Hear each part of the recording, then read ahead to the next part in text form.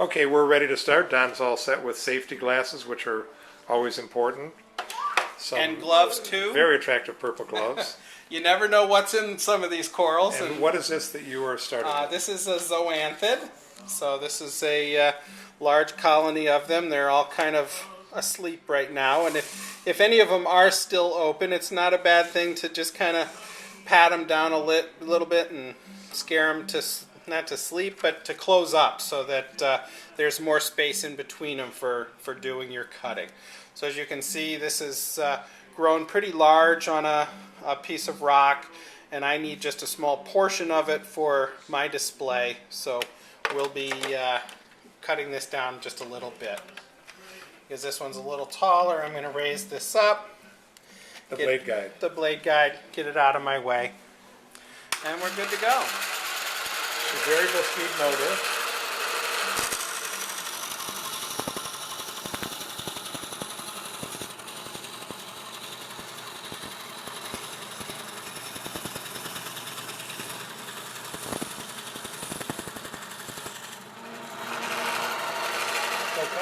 We're actually cutting through a rock substrate.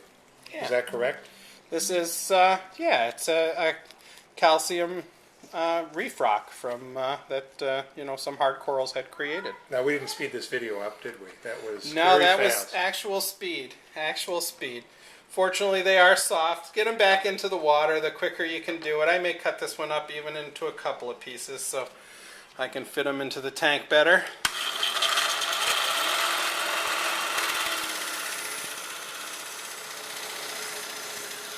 I'll keep talking so you know that I'm cutting it at actual speed here. That's amazing. That's amazing. So that's one example of why you would use a diamond bandsaw for fragging corals. So I took one large colony of corals and cut it into 3 pieces, and if you were trading corals or if you were selling corals, obviously these would each grow to the size of that larger piece down the road. Next I have actually a little different story. It may be hard to see here, but there's a ricordia on here just between my thumbs, and it's on a piece of rock that maybe they chipped this. This could have been, wild caught or harvested. I don't like all this stuff on the bottom of it, so I want to just get rid of it so it will fit into my rock work a little bit easier.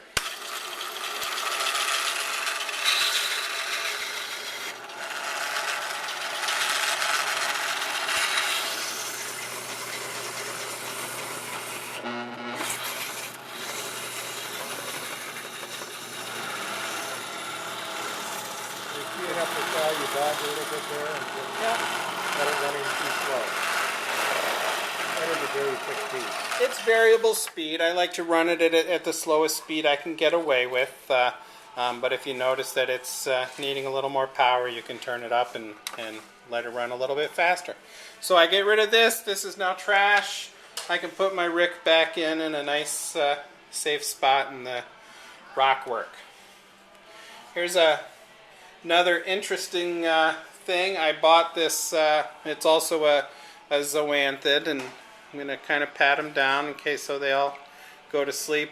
But on the side here was a little straggler from I don't know what. But it opens up. To be honest, I'm not even sure what the coral is, but I like it. It's pretty. And I want to just split it off from this frag plug, and I'm going to put it somewhere else in the tank, not where the zoanthid is going. So once again, I'm going to turn on the saw. Just cut that little section off.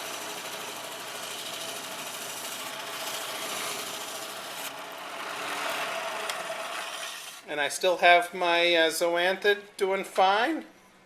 Now, what's the alternative method that somebody would use to do what you're doing if they weren't using this diamond saw? Poor guy. Well, you could certainly use a Dremel tool. That will work. It's going to be, oh, keep him from floating away so I can find him. It's going to be a little bit hotter temperature on your corals, and some of the corals don't fare well to overheating. You could also just use a pair of bone nippers to chop through some of the corals, some of the calcareous pieces as well. And the reason you'd invest in this is, I know I've heard you talk about those methods not necessarily being... Each one of them is going to have its drawbacks. Kind of the state of the art today is the diamond bandsaw, and it will do everything that anything below it, kind of in terms of ability, will do.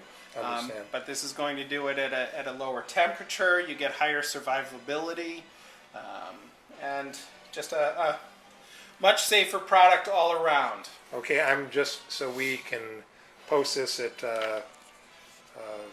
as a separate posting for this last piece. Sure, we're going to do 2 more pieces here, and these are actually going to be a little bit of surgery that we're doing. So when we'll shut down now and come back in just a minute.